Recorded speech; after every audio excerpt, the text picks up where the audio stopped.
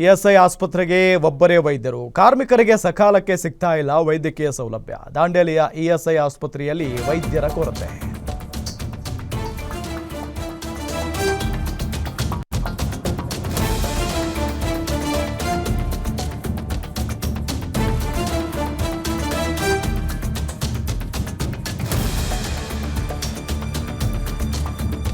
ಧಾರವಾಡವನ್ನು ಅವಲಂಬಿಸುವ ಸ್ಥಿತಿ ಪಾಪ.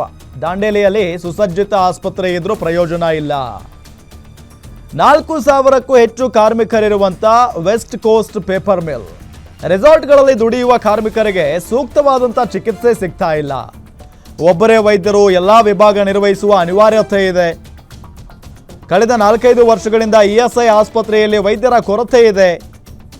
ಹೆಚ್ಚು ವೈದ್ಯರ ನೇಮಕಕ್ಕೆ ಸ್ಥಳೀಯರು ಮನವಿಯನ್ನ ಮಾಡಿಕೊಂಡಿರುವುದು. ಇಎಸ್ಐ ಆಸ್ಪತ್ರೆಗೆ ಒಬ್ಬರೇ ವೈದ್ಯರು, ಇದಂತ ಕರ್ಮಾರಿ. ಒಬ್ಬರೇ ವೈದ್ಯರಿದ್ದಾರೆ, 100 ಜನ ಕಾರ್ಮಿಕರು ಬರ್ತಾರಲ್ಲಿ. ಇದರಿಂದ ಸಕಾಲಕ್ಕೆ ವೈದ್ಯಕೀಯ ಸೌಲಭ್ಯ ಕಾರ್ಮಿಕರಿಗೆ ಸಿಗ್ತಾ ಇಲ್ಲ. ದಾಂಡೇಲಿಯ ಇಎಸ್ಐ ಆಸ್ಪತ್ರೆಯಲ್ಲಿ ವೈದ್ಯರ ಕೊರತೆ. ಈಗ ತುರ್ತು ಚಿಕಿತ್ಸೆ ಅಂತ ಬಂದುಬಿಟ್ರೆ ಹುಬ್ಬಳ್ಳಿ ಇಲ್ಲಾಂದ್ರೆ ಧಾರವಾಡಕ್ಕೆ ಹೋಗ್ಬೇಕು ಅವರೆಲ್ಲ. ದಾಂಡೇಲಿಯಲ್ಲಿ ಸುಸಜ್ಜಿತ ಆಸ್ಪತ್ರೆಗಳಿಲ್ಲ, ಅಂದರೆ ಇದ್ರೂ ಕೂಡ ಅಲ್ಲಿ ಈ ವೈದ್ಯರಿರೋದಿಲ್ಲ. ಇಎಸ್ಐ ಆಸ್ಪತ್ರೆಯಲ್ಲಿ ಒಬ್ಬರು ವೈದ್ಯರಂತೆ ನೋಡಿ. ಎಲ್ಲ ವಿಭಾಗಗಳನ್ನು ಈ ಒಬ್ಬರೇ ಡಾಕ್ಟರ್ ಹ್ಯಾಂಡಲ್ ಮಾಡ್ತಾರಂತೆ. ಏನ್ರಿ ಕರ್ಮ ಇದು?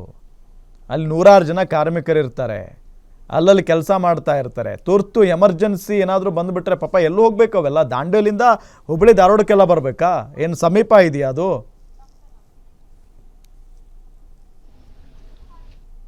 ಇವತ್ತು ದಾಂಡೇಲಿ ಇಎಸ್ಐ ಹಾಸ್ಪಿಟಲ್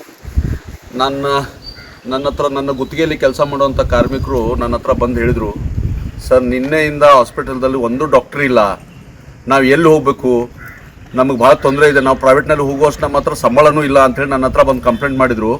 ನಾನು ಅದೇ ನೋಡುವ ಅಂಥೇಳಿ ಇಲ್ಲಿ ನಿಜವಾಗಿಯೂ ಇದೇ ಇಲ್ಲೋ ಅಂತ ಬಂದಿದ್ದೆ. ಇದ್ದಿದ್ದು ಒಂದು ಇಲ್ಲಿ ಡಾಕ್ಟರ್ ಸೈಯದ್ ಅವರು ವೈಯಕ್ತಿಕ ಕೆಲಸ ಮಗನಿಗೇನೋ ಕರ್ಕೊಂಬರ್ಬೇಕು ಅನ್ನೋಗೋಸ್ಕರ ಅವರು ಹೋಗಿದ್ದಾರಂತ ನನಗೆ ಸುದ್ದಿ ಸಿಕ್ತು. ಆದರೆ ಇಡೀ ಉತ್ತರ ಕನ್ನಡ ಜಿಲ್ಲೆಯಲ್ಲಿ ಅತಿ ಹೆಚ್ಚು ವಿಮೆ ಕಟ್ಟುವಂಥ ಕಾರ್ಮಿಕರು ಇರುವಂಥ ದಾಂಡೇಲಿ ನಗರ, ಇಲ್ಲಿನೇ ಇವತ್ತು ಒಂದೇ ಡಾಕ್ಟ್ರು, ಅದು ಅವರು ವೈಯಕ್ತಿಕ ಜೀವನಕ್ಕೆ ಅಂತೇಳಿ ಅವರು ಹೋದರೆ ಇಲ್ಲಿ ಏನು ಹೆಚ್ಚು ಕಡಿಮೆ ಕಾರ್ಖಾನೆಯಲ್ಲಿ ಅನಾಹುತ ಆಯಿತು ಅಥವಾ ಯಾವುದಾದ್ರು ಕಾರ್ಮಿಕರಿಗೆ ಅನಾರೋಗ್ಯದಿಂದ ಹೆಚ್ಚಿನ ಚಿಕಿತ್ಸೆ ಬೇಕಾದವಾಗ ಅವ್ರು ಎಲ್ಲಿ ಹೋಗಬೇಕು ಅನ್ನುವಂಥದ್ದನ್ನು ನನಗೆ ಅನ್ನಿಸ್ತು ಇವತ್ತು. ಇದು ಇವರ ಮೇಲಾಧಿಕಾರಿಗಳು, ನಾನು ಕೆಲವೊಬ್ಬರಿಗೆ ಇನ್ಕ್ವೈರಿ ಮಾಡಿದರೆ ಬೆಂಗಳೂರಿನಲ್ಲಿರುವಂಥ ಡೈರೆಕ್ಟ್ರು ಒಂದೇ ಡಾಕ್ಟ್ರು ಸಾಕು ಬಿಡು ಅನ್ನುವಂಥ ಹಾರೈಕೆ ಮಾತನ್ನು ಹೇಳಿದ್ದಾರೆ ಅನ್ನುವಂಥ ಸುದ್ದಿ ಕೂಡ ನನಗೆ ಬಂದಿದೆ. ಇದು ಖಂಡನೀಯ. ನಮ್ಮ ನಾಯಕರು, ನಮ್ಮ ಸ್ಥಳೀಯ ಶಾಸಕರಾದಂಥ ಸನ್ಮಾನ್ಯ ಶ್ರೀ ಆರ್ ವಿ ದೇಶಪಾಂಡೆಜಿಯವರ ಗಮನಕ್ಕೂ ತರ್ತೇನೆ ನಾನು ಈ ವಿಷಯ. ಭಾಳ ನೋವಿನ ಸಂಗತಿ, ಯಾರಿಗೂ ಏನೂ ಆಗಬಾರ್ದು, ಯಾಕಂದರೆ ಡಾಕ್ಟ್ರ್ ಇಲ್ದವಾಗ ಇಂಥದ್ದು. ಆದರೆ ಇಡೀ ಆಸ್ಪತ್ರೆಯಲ್ಲಿ ದಿನಕ್ಕೆ 100-150 ಒ ಪಿ ಡಿಗಳು ಬರುವಂಥ ಜಾಗೆಯಲ್ಲಿ ಒಂದು ಡಾಕ್ಟ್ರ್ ಇಲ್ಲ ಅನ್ನುವಂಥದ್ದು ವಿಷಾದನೀಯ, ಭಾಳ ದುಃಖಿನ ಸಂಗತಿ ಇದೆ. ಇದು ರಾಜ್ಯ ಮಟ್ಟದಲ್ಲಿ ಹೋಗಬೇಕು. ಇದು ನನ್ನ ಶಾಸಕರನ್ನ ತಿಳಿಸೋ ಕೆಲಸ ಮಾಡ್ತೀನಿ. ಇವತ್ತು ಎಲ್ಲಿ ಕೆಲಸ ಮಾಡಿದ್ದೀರಿ? ಟಿ ಟಿ ಪಿ ಇದರಲ್ಲಿ ಏನಾಯಿತು ನಿಮಗೆ? ಏನಿಲ್ಲ, ಜಸ್ಟ್ ಆ್ಯಸಿಡಿಟಿ ಮತ್ತು ಹಾಂ, ಯಾರಿಗೆ ತೋರಿಸಿದಿರಿ? ಇಲ್ಲ ಮೇಡಮ್ ಹತ್ರ ತೋರಿಸಿದ್ವಿ. ಡಾಕ್ಟರ್ ಇದ್ದಾರೆ? ಡಾಕ್ಟರ್ ಇಲ್ಲ? ಡಾಕ್ಟರ್ ಇಲ್ಲ ಇವತ್ತು. ಇಲ್ಲ ಇವತ್ತು ಮೇಡಮ್ ಹತ್ರ ತೋರಿಸಿದ್ರೆ ಅವ್ರು ಎಮರ್ಜೆನ್ಸಿ ಒಂದು ಇಂಜೆಕ್ಷನ್. ಯಾರು ಮೇಡಮ್? ಡಾಕ್ಟರ್ ಅಥವಾ ನರ್ಸ್ ಯಾರ ಹತ್ರ? ಮೇಡಮ್. ಹೌದಾ? ಅವ್ರು ತೋರಿಸಿದ ಇಂಜೆಕ್ಷನ್ ಮೆಡಿಸಿನ್ ಎಲ್ಲ ಕೊಟ್ಟಿದ್ದಾರೆ. ನೀವು ವಾಪಸ್ ಹೋಗಲಿಲ್ಲ, ಇಲ್ಲಿ ತೋರಿಸ್ಕೊಂಡು ಹೊಂಟಿದ್ದೀನಿ. ಆಯ್ತು. ಎಲ್ಲಿ ಕೆಲಸ ಮಾಡಿದ್ದೀರಿ? ಟಿ ಟಿ ಪಿ ಇದರಲ್ಲಿ ಏನಾಯಿತು ನಿಮಗೆ? ಏನಿಲ್ಲ, ಜಸ್ಟ್ ಆ್ಯಸಿಡಿಟಿ ಮತ್ತು ಹಾಂ, ಯಾರಿಗೆ ತೋರಿಸಿದಿರಿ? ಇಲ್ಲ ಮೇಡಮ್ ಹತ್ರ ತೋರಿಸಿದ್ವಿ. ಡಾಕ್ಟರ್ ಇದ್ದಾರೆ? ಡಾಕ್ಟರ್ ಇಲ್ಲ? ಡಾಕ್ಟರ್ ಇಲ್ಲ ಇವತ್ತು. ಇಲ್ಲ ಇವತ್ತು ಮೇಡಮ್ ಹತ್ರ ತೋರಿಸಿದ್ರೆ ಅವ್ರು ಎಮರ್ಜೆನ್ಸಿ ಒಂದು ಇಂಜೆಕ್ಷನ್. ಯಾರು ಮೇಡಮ್? ಡಾಕ್ಟರ್ ಅಥವಾ ನರ್ಸ್ ಯಾರ ಹತ್ರ? ಮೇಡಮ್. ಹೌದಾ? ಇದ್ರ ಬಗ್ಗೆ ಮಾತನಾಡೋದಕ್ಕೆ ಬ್ಲಾಕ್ ಕಾಂಗ್ರೆಸ್ ಅಧ್ಯಕ್ಷ ಮೋಹನ್ ಹಲ್ವಾಯಿ ಅವರು ನಮ್ಮ ಜೊತೆಗೆ ಸಂಪರ್ಕದಲ್ಲಿದ್ದಾರೆ. ಮೋಹನ್ ಸರ್, ನಮಸ್ಕಾರ. ನಮಸ್ತೆ ಸರ್. ಏನ್ ಸರ್, ಆಸ್ಪತ್ರೆಯಲ್ಲಿ ವೈದ್ಯರೇ ಇರಲ್ವಂತೆ? ಆಸ್ಪತ್ರೆ ಇದೆಯಾ ಇಲ್ವಾ ಅಲ್ಲಿ? ಸರ್, ಆಸ್ಪತ್ರೆ 12 ಎಕರೆ ಭೂಮಿ ಇದ್ದು ಉತ್ತರ ಕನ್ನಡ ಜಿಲ್ಲೆಯಲ್ಲಿ ಒಂದೇ ಇಎಸ್ಐ ಹಾಸ್ಪಿಟಲ್, ಅದು ದಾಂಡೇಲಿ ಸರ್. ಹಾ, ಸುಮಾರು 70ರ ದಶಕದಿಂದ 3 ಕಾರ್ಖಾನೆಗಳು ಇದ್ದು, 2 ಕಾರ್ಖಾನೆ ಬಂದ್ ಅದು. ಈಗ ಒಂದೇ ಕಾರ್ಖಾನೆ ಇದೆ, ಕಾಗದ ಕಾರ್ಖಾನೆ, West Coast Paper Mill. Directly indirectly 5,000ಕ್ಕಿಂತ ಹೆಚ್ಚು ಜನ ದುಡಿತಾರೆ. ಅತಿ ಹೆಚ್ಚು ವಿಮೆಯನ್ನು ಕಟ್ಟೋರು ಕಾರ್ಮಿಕರು ದಾಂಡೇಲಿಯಲ್ಲೇ ಇದ್ದಾರೆ. ಆದ್ರೆ ಒಬ್ಬರೇ ವೈದ್ಯರು. ಇದು ಯಾಕೆ ಹಿಂಗೆ? ಏನು ಅವ್ರು ಯಾರಿಗಾದ್ರೂ ಟ್ರೈನಿಂಗ್ ಆಗ್ತಾರೆ 3 ತಿಂಗಳು ಬರ್ತಾರೆ, ಆ ಡಾಕ್ಟರ್ ಹೋಗ್ಬಿಡ್ತಾರೆ. ಯಾರಿಗಾದ್ರೂ ನೇಮಿಸಿದ್ರೆ ರಜೆ ಹಾಕಿ ಹೋದವ್ರು ರಿಟರ್ನ್ ಬರುವುದೇ ಇಲ್ಲ.